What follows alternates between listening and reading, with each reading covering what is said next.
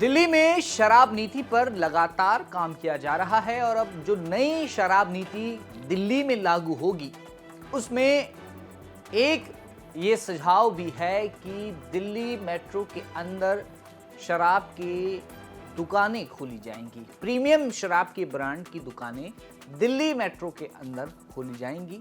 कहां कहां खोली जाएंगी, नई शराब नीति क्या है, आज दिल्ली मेट्रो के इस एपिसोड में मैं आपको बताऊंगा। नमस्कार, आप देख रहे हैं दिल्ली तक, मैं हूं आपके साथ विजय नेगी। दिल्ली में लगातार नई शराब नीति में बदलाव किए जा रहे हैं। अब दिल्ली की रेखा सरकार नई शराब नीति पर काम कर रही है।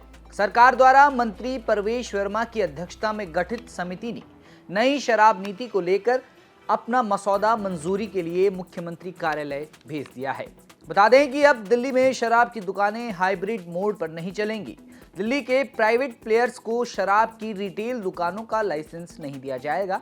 सरकार की मौजूदा 4 एजेंसियां ही शराब बेचेगी। वहीं शराब खरीदने की उम्र में कोई भी बदलाव नहीं किया गया है। दिल्ली सरकार ने फैसला किया है कि शराब की प्रीमियम दुकानों की संख्या बढ़ाई जाएगी। इसके अलावा mall, shopping complex, metro station परिसर समेत अन्य जगहों पर दुकानें खोलने का प्रस्ताव रखा गया है। जिस तरह से मॉल या शॉपिंग कॉम्प्लेक्स में अपनी पसंद का सामान देखकर लोग खरीदारी करते हैं, ठीक उसी तरह शराब की दुकानों पर भी ऐसी सुविधा लोगों को मिल जाएगी।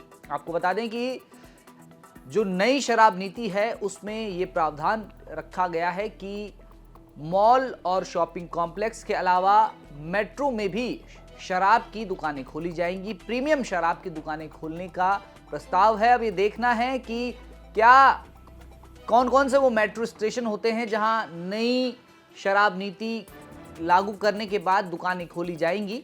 दिल्ली में सरकार द्वारा मौजूदा समय में 794 से ज्यादा शराब के आउटलेट्स हैं, जो कि DSIIDC, DTT, DC, DSCSC और DCCWS की ओर से संचालित किए जाते हैं। नई शराब नीति में धार्मिक स्थलों, स्कूलों और आवासीय परिसर के आसपास शराब की दुकानें नहीं खुलेंगी। साथ ही दिल्ली में मॉडर्न शराब की दुकानें और प्रीमियम ब्रांड की संख्या बढ़ाने के लिए सरकार ने हर बोतल पर मिलने वाले कमीशन को बढ़ाने की सिफारिश भी की है।